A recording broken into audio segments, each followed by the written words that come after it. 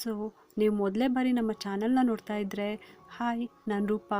ಹಾಗೂ ನೀವು ನೋಡ್ತಾ ಇದ್ದೀರ ನಮ್ಮ ಕನ್ನಡ ಚಾನಲ್ ಆದ ಸ್ಮಯ ಕಲಿಕೆ. ನೀವಿನ್ನೂ ನಮ್ಮ ಚಾನಲ್ಗೆ ಸಬ್ಸ್ಕ್ರೈಬ್ ಆಗಿಲ್ಲ ಅಂದರೆ ಈ ಕೂಡಲೇ ಸಬ್ಸ್ಕ್ರೈಬ್ ಮಾಡ್ಕೊಳ್ಳಿ. ಹಾಗೆ ಪಕ್ಕದಲ್ಲಿ ಕಾಣುವ ಬೆಲ್ಲೈಕನ್ನು ಪ್ರೆಸ್ ಮಾಡಿ ಆಲ್ ಅಂತ ಟ್ಯಾಪ್ ಮಾಡೋದನ್ನು ಮರಿಬೇಡಿ. ಇವತ್ತಿನ ವಿಡಿಯೋದಲ್ಲಿ ಇನ್ಸ್ಟೆಂಟಾಗಿ ರವೆ ಉತ್ತಪ್ಪ ಮಾಡೋದು ಹೇಗೆ ಅಂತ ತಿಳಿಸ್ಕೊಡ್ತಾ ಇದ್ದೀನಿ. ತುಂಬಾ ಈಸಿ ರೆಸಿಪಿ ಇದು, ಹಾಗೆ ಟೇಸ್ಟಿ ರೆಸಿಪಿ ಇದು. ಇದಕ್ಕೆ ಏನೇನು ಬೇಕು ಅಂತ ನೋಡೋಣ, ಹಾಗೆ ಹೇಗೆ ಮಾಡೋದು ಅಂತಲೂ ಕೂಡ ನೋಡೋಣ. ನಾನಿಲ್ಲಿ ರವೆ ಉತ್ತಪ್ಪ ಮಾಡೋಕ್ಕೆ 1 ಕಪ್ ಅಳತೆಯ ಮೀಡಿಯಮ್ ರವೆನ ತೊಗೊಂಡಿದ್ದೀನಿ. ಈಗ ಈ ರವೆನ ನೆನೆಸ್ಕೋಬೇಕಾಗುತ್ತೆ. ಅದಕ್ಕೆ ನಾನು ಅರ್ಧ ಕಪ್ನಷ್ಟು ಮೊಸರನ್ನ ತೊಗೊಂಡಿದ್ದೀನಿ, ಗಟ್ಟಿ ಮೊಸರು. ಇವಾಗ ಈ ಮೊಸರನ್ನು ಕೂಡ ಸಾಫ್ಟ್ ಮಾಡ್ಕೋಬೇಕು. ಅದಕ್ಕೆ ನಾನು ಒಂದು ಬೌಲ್ ತೊಗೊಂಡಿದ್ದೀನಿ. ಈ ಬೌಲ್ಗೆ ನಾನು ತೊಗೊಂಡಿರುವ ಅರ್ಧ ಕಪ್ನಷ್ಟು ಮೊಸರನ್ನ ಹಾಕೊತಾ ಇದ್ದೀನಿ. ಇವಾಗ ಇದನ್ನು ಚೆನ್ನಾಗಿ ಈ ರೀತಿ ಮಿಕ್ಸ್ ಮಾಡಿಕೊಂಡು ಸಾಫ್ಟ್ ಮಾಡ್ಕೊಂಬಿಡೋಣ.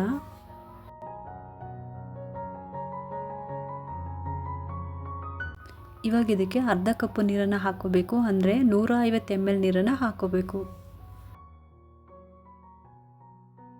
ಇವಾಗ ಇದಕ್ಕೆ 1 ಕಪ್ಪು ಅಳತೆಯ ರವೆನ ತೊಗೊಂಡಿದ್ವಲ್ಲ, ಆ ರವೆನ ಈ ಮೊಸರಿಗೆ ಬೆರೆಯೋ ಥರ ಮಿಕ್ಸ್ ಮಾಡ್ಕೋಬೇಕು.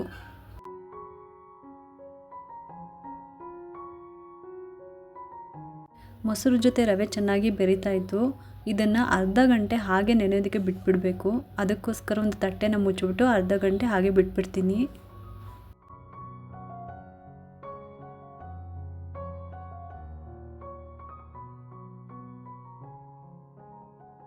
ಇವಾಗ ಅರ್ಧ ಗಂಟೆ ಆಗಿದೆ, ಚೆನ್ನಾಗಿ ನೆಂದಿದೆ. ಮೊಸರನ್ನ ರವೆ ಚೆನ್ನಾಗಿ ಅಬ್ಸರ್ವ್ ಮಾಡ್ಕೊಂಡಿದೆ, ಹಾಗೆ ಗಟ್ಟಿನೂ ಕೂಡ ಆಗಿದೆ.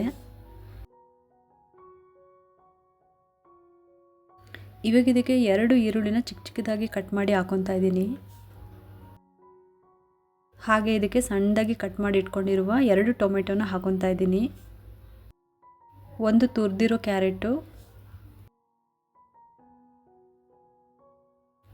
ಅರ್ಧ ಇಂಚು ತುರಿದಿರುವ ಶುಂಠಿ, ಸ್ವಲ್ಪನೇ ಸ್ವಲ್ಪ ಚಿಲ್ಲಿ ಫ್ಲೇಕ್ಸು. ಚಿಲ್ಲಿ ಫ್ಲೇಕ್ಸ್ ಹೇಗೆ ಮಾಡೋದು ಗೊತ್ತಿಲ್ಲ ಅನ್ನೋರಿಗೆ ಆಲ್ರೆಡಿ ನಮ್ಮ ಚಾನಲಲ್ಲಿ ಈ ವಿಡಿಯೋ ಇದೆ. ಇದರ ಲಿಂಕ್ನ ಡಿಸ್ಕ್ರಿಪ್ಷನ್ ಬಾಕ್ಸ್ನಲ್ಲಿ ಕೊಟ್ಟಿರ್ತೀನಿ, ಒಮ್ಮೆ ಚೆಕ್ ಮಾಡಿ ನೋಡಿ. ನಿಮಗೆ ಬೇಕಂದರೆ 2 ಹಸಿಮೆಣ್ಸಿನ್ಕಾಯನ್ನು ಕೂಡ ಸಣ್ಣದಾಗಿ ಹಚ್ಕೊಂಬಿಟ್ಟು ಇದಕ್ಕೆ ಹಾಕೋಬೋದು, ಚೆನ್ನಾಗಿರುತ್ತೆ. ಆದರೆ ನಾನಿಲ್ಲ ಹಾಕೊತಾ ಇಲ್ಲ. ನೆಕ್ಸ್ಟು ಸ್ವಲ್ಪ ಕೊತ್ತಂಬರಿ ಸೊಪ್ಪನ್ನ ಹಾಕ್ಕೊಂಡಿದ್ದೀನಿ. ರುಚಿಗೆ ತಕ್ಕಷ್ಟು ಉಪ್ಪು. ಈ ರೆಸಿಪಿಗೆ ಪುಡಿ ಉಪ್ಪನ್ನೇ ಹಾಕೊಳ್ಳಿ, ಒಳ್ಳೆಯದು. ಇವಾಗ ಇದನ್ನು ಮಿಕ್ಸ್ ಮಾಡ್ಕೋಬೇಕು. ಇದು ಮಿಕ್ಸ್ ಆದಮೇಲೆ ಗೊತ್ತಾಗುತ್ತೆ ಎಷ್ಟು ನೀರನ್ನು ಹಾಕೋಬೇಕು ಅಂತ. ನಾರ್ಮಲ್ ದೋಸೆಗಿಂತ ಈ ಥರ ಮಾಡಿದರೆ ಎಲ್ಲ ರೀತಿಯಾದಂಥ ತರಕಾರಿ ಮಸಾಲೆಗಳು ಸೇರಿರೋದ್ರಿಂದ ರುಚಿ ಮಾತ್ರ ಸೂಪರಾಗಿರುತ್ತೆ. ಇವಾಗ ಇದನ್ನೆಲ್ಲ ಚೆನ್ನಾಗಿ ಮಿಕ್ಸ್ ಮಾಡ್ಕೊಳ್ಬೇಕು. ಇದು ಇವಾಗ ಸ್ವಲ್ಪ ಗಟ್ಟಿಗೆ ಇದೆ, ಸ್ವಲ್ಪ ಏನು ಹೆಚ್ಚಾಗಿನೇ ಗಟ್ಟಿಗೆ ಇದೆ ಇದು.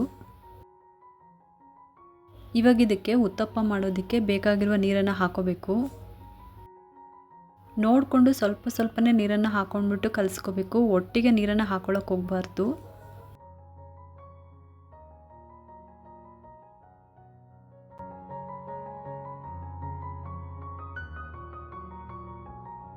ನೀರು ಹಾಕ್ಬಿಟ್ಟು ಕಲಸಿದ ಮೇಲೆ ಈ ಥರ ಅದಕ್ಕೆ ಇದೆ, ಸ್ವಲ್ಪ ಗಟ್ಟಿಗೆ ಇರಬೇಕು ಇದು. ಈ ಅದಕ್ಕೆ ಕಲಸಿದ್ರೆ ಒಂದು ಉತ್ತಪ್ಪ ಹಾಕ್ಬಿಟ್ಟು ನೋಡಿ, ಹದ ಕರೆಕ್ಟ್ ಆಗಿದ್ದರೆ ಎಲ್ಲನೂ ಹಾಕೋಬೋದು. ಸ್ಟವ್ನ ಲೋ ಫ್ಲೇಮ್ನಲ್ಲಿ ಇಟ್ಬಿಟ್ಟು ತವಾ ಕಾಯೋದಕ್ಕೆ ಬಿಟ್ಬಿಟ್ಟಿದ್ದೀನಿ. ಈಗ ಇದಕ್ಕೆ ಚೂರು ನೀರು ಹಾಕ್ಬಿಟ್ಟು ಟಿಶ್ಯೂ ಪೇಪರ್ ಅಥವಾ ಬಟ್ಟೆಯಿಂದ ಈ ರೀತಿ ರಬ್ ಮಾಡ್ಕೊಂಬಿಡೋಣ.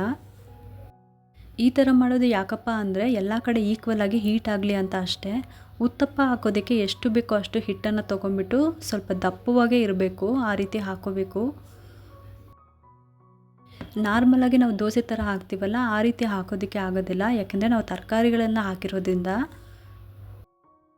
ಈಗ ಇದಕ್ಕೆ ಸ್ವಲ್ಪ ಸುತ್ತಲೂ ಎಣ್ಣೆ ಹಾಕ್ಕೊಳ್ಳೋಣ.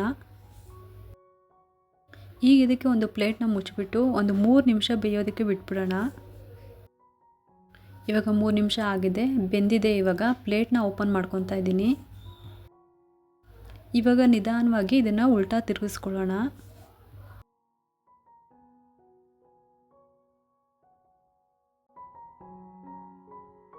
ಈ ಥರ ತಿರುಗಿಸ್ಕೊಂಡ್ಮೇಲೂ ಕೂಡ ಇದನ್ನು ಹಾಗೆ ಬೇಯೋದಕ್ಕೆ 3 ನಿಮಿಷ ಬಿಟ್ಬಿಡಬೇಕು. ಪ್ಲೇಟೆಲ್ಲ ಮುಚ್ಚೋದಕ್ಕೆ ಹೋಗಬಾರ್ದು. ಇದು ಹೇಗೆ ಬೆಂದಿದೆ ಇಲ್ವಾ ಅಂತ ಗೊತ್ತಾಗೋದಕ್ಕೆ ಈ ಥರ ನೀವು ಪ್ರೆಸ್ ಮಾಡಿದರೆ ಸುಯ್ ಅಂತ ಸೌಂಡ್ ಬರಬಾರ್ದು. ಆವಾಗ ಬೆಂದಿಲ್ಲ ಅಂತ ಅರ್ಥ. ಸೌಂಡ್ ಬಂದರೆ ಇವಾಗ 3 ನಿಮಿಷ ತಿರುಗಿಸಿ ಹಾಕಿದ ಮೇಲೆ ಕೂಡ ಬೆಂದಿದೆ ಇದು. ನೋಡಿ, ನೋಡೋದಕ್ಕೆ ಎಷ್ಟು ಚೆನ್ನಾಗಿ ಕಾಣ್ತಾ ಇದೆ ಅಂತ. ಇದು ನೋಡೋದಕ್ಕೆ ಅಷ್ಟೇ ಅಲ್ಲ, ತಿನ್ನೋದಕ್ಕೂ ಕೂಡ ಅಷ್ಟೇ ರುಚಿಯಾಗಿರುತ್ತೆ. ತುಂಬಾ ಟೇಸ್ಟಿ ಮತ್ತು ಆರೋಗ್ಯಕ್ಕೂ ಕೂಡ ಒಳ್ಳೆಯದು. ಇದೆಲ್ಲದಕ್ಕಿಂತ ಇದನ್ನು ಮಾಡೋದು ಕೂಡ ತುಂಬಾ ಸುಲಭ. ನಿಮಗೆಲ್ಲರಿಗೂ ತಿಳಿತಲ್ಲ ರವೆ ಉತ್ತಪ್ಪ ಇನ್ಸ್ಟೆಂಟಾಗಿ ಹೇಗೆ ಮಾಡ್ಕೊಳ್ಳೋದು ಅಂತ. ಹಾಗೆ ಇದಕ್ಕೆ ಕಾಂಬಿನೇಷನಾಗಿ ಖಾರವಾಗಿ ಚಟ್ನಿ ಕೂಡ ಇದ್ದರೆ ಇನ್ನೂ ಸಖತ್ತಾಗಿರುತ್ತೆ. ನೀವು ಕೂಡ ಈ ಈಸಿ ರೆಸಿಪಿನ ಟ್ರೈ ಮಾಡಿ ಒಂದ್ಸಲಿ ಹೇಗೆ ಬಂತು ಅಂತ ಹೇಳಿ. ನಿಮಗೆಲ್ಲರಿಗೂ ಈ ವಿಡಿಯೋ ಇಷ್ಟ ಆಗಿದ್ರೆ ಒಂದು ಲೈಕ್ ಮಾಡಿ, ಶೇರ್ ಮಾಡಿ ಮತ್ತು ಸಬ್ಸ್ಕ್ರೈಬ್ ಮಾಡಲು ಮರಿಬೇಡಿ. ಮತ್ತೆ ಸಿಗೋಣ ಮುಂದಿನ ಈಸಿ ರೆಸಿಪಿಯೊಂದಿಗೆ ಅಂತ ಹೇಳುತ್ತಾ ಈ ವಿಡಿಯೋನ ಮುಗಿಸ್ತಾ ಇದ್ದೀನಿ. Thank you.